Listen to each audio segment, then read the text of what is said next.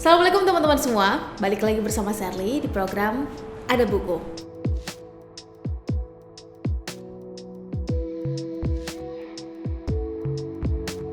Sesuai request teman-teman di kolom komen episode yang lalu untuk ngebahas lanjutan serial 1000 Years EO, episode kali ini kita akan ngebahas dan nge-spill sedikit buku serial keduanya.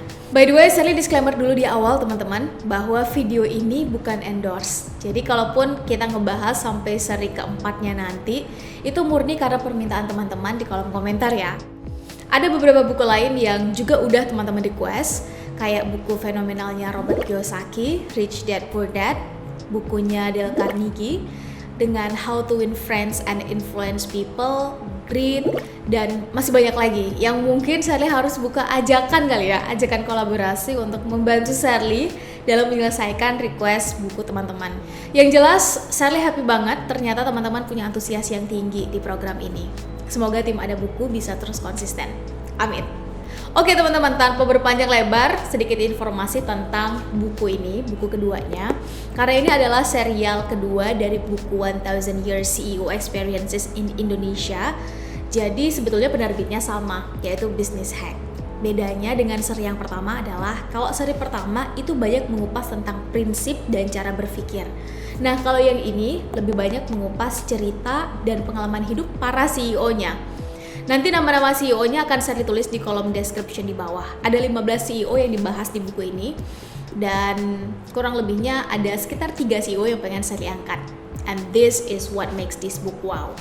Konsep ini yang membuat buku ini wow sih menurut Sherly. Karena membahas hal-hal penting, prinsip, attitude, kebiasaan yang ada pada diri 15 orang CEO tadi dalam 270 halaman. Teruntuk teman-teman yang pengen deep diving pengalaman hidup mereka, pengen tahu lebih dalam, lebih detail, maka secara jujur Sherly lebih merekomendasikan teman-teman membaca buku bibliografinya langsung. Tapi kalau teman-teman butuh tahu prinsip-prinsip penting, kebiasaan, dan belajar dari highlighted experiences-nya, maka buku ini boleh banget jadi salah satu referensi bacaan.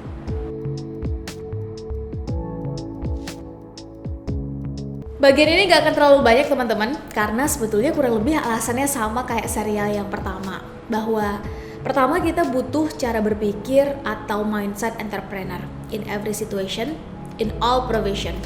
Apapun profesi kita saat ini, apapun target kita ke depan, mindset entrepreneur itu menurut Sherly penting banget untuk kita miliki. Dan alasan yang kedua, mengconvert 1000 tahun pengalaman para CEO pilihan. Jadi kita tinggal sesuaikan bidang yang saat ini tengah kita kerjakan. Dan kalau boleh Sherly menambahkan alasan ketiga, kita belum tentu bisa ketemu secara langsung dengan para CEO ini. Namun kita setidaknya bisa menjadikan mereka mentor secara tidak langsung dengan belajar lewat pengalaman, lewat mindset, bagaimana cara menghandle situasi dan lewat kebiasaan mereka. Sherly teringat ada satu perkataan mentor yang ngena banget di Sherly dan relate dengan buku ini, yaitu kurang lebih begini. Saat kita melihat orang lain yang sama-sama punya waktu 24 jam dalam sehari lebih bisa melakukan banyak hal yang bermanfaat dibanding kita, maka segera cek minimal 3 hal. Yang pertama cara berpikirnya, yang kedua bacaan mereka, dan yang ketiga dengan siapa mereka bergaul. Nah, buku ini minimal menurut Sherly menjawab poin pertama, yaitu cara pikir mereka.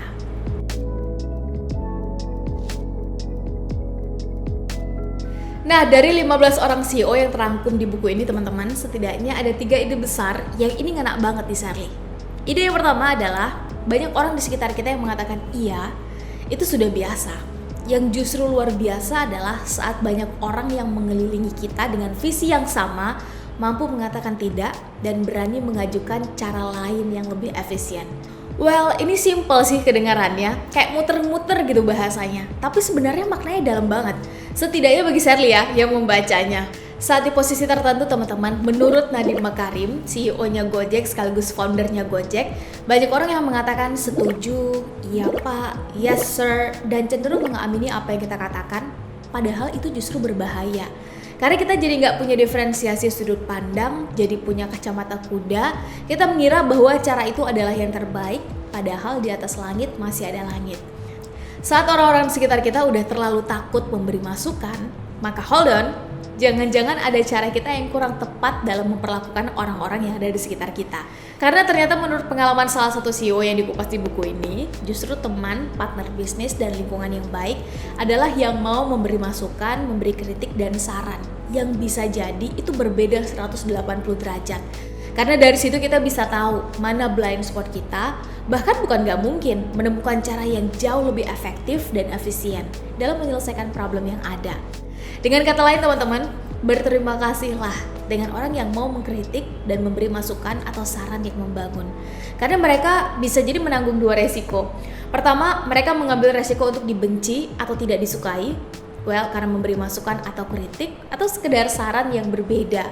Dan yang kedua, bisa jadi masukan dan saran yang disampaikan justru adalah blind spot kita. Ide besar yang kedua adalah berani membayar visi besar dengan effort yang juga besar. Dua CEO yang pengen saya angkat, yang pertama adalah Mas William Tanuwijaya, founder Tokopedia, dan yang kedua adalah Bapak Ignatius Jonan atau akrab disapa dengan Pak Jonan.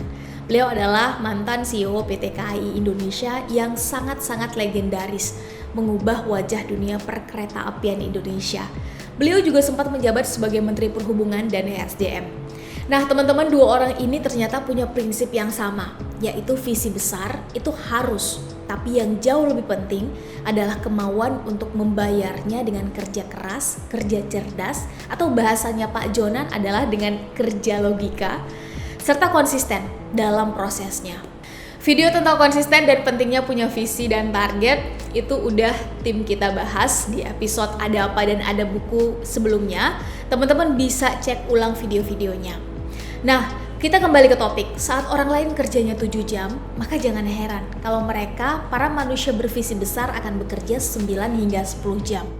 Bahwa apa yang kita targetkan, yang kita pikirkan, yang kita ucapkan, dan yang kita lakukan, pada akhirnya haruslah sejalan dan konsisten. Dan ide besar yang ketiga adalah, ini part yang favorit Sherly banget, dari Ahmad Zaki, foundernya Bukalapak. Bahwa dalam dunia profesional teman-teman, memiliki skill aja ternyata nggak cukup. Kita juga harus memiliki sikap dan etika kerja yang baik. Karena skill itu bisa dilatih, ilmu itu bisa dicari. Tapi kalau sikap dan etika adalah karakter yang menempel pada diri, yang untuk mengubahnya itu butuh waktu dan effort luar biasa. Karena etika dan sikap adalah akumulasi dari cara pikir dan habit yang kita lakukan sehari-hari dalam kurun waktu tertentu. Ini ngena banget sih di Sherly, karena dalam beberapa waktu terakhir mendapat kepercayaan untuk bicara tentang anak muda di era Society 5.0, yang salah dua tantangannya adalah pada etika dan empati. Dan ternyata sejak dulu sudah menjadi prinsip dan cara kerja para CEO muda yang kisah hidupnya sangat-sangat inspiratif.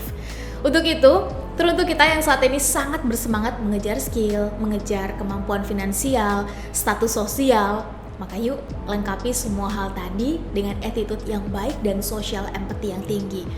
Karena ini ternyata yang akan menjadi pembeda secara nyata antara kita dengan artificial intelligence.